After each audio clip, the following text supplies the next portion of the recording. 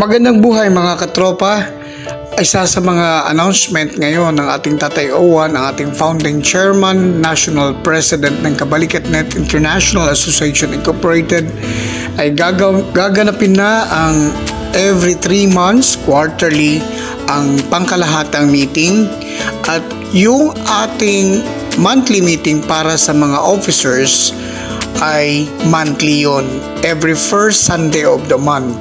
So pinaalalahanan natin ang next nating monthly meeting para sa mga officers, national at saka mga representative ng bawat chapter dito sa malapit-lapit na mga chapters sa national office ay every first Sunday of the month. That would be first Sunday of July. So moving forward dun sa every 3 months or quarterly, that would be this coming September. Yun yung pangkalahatang meeting. So every 3 months na po yung pangkalahatang meeting, hindi na po siya magiging monthly. Ang magiging monthly na lang po nito ay para sa mga officers po ng Kabalikat.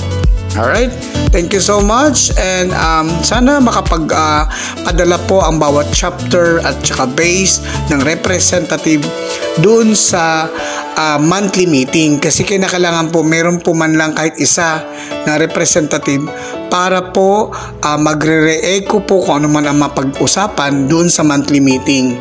And para dun sa pangkalahatan, sana po ay maka-attend po ang lahat ng mga members, officers and members, regardless kung saang region kayo.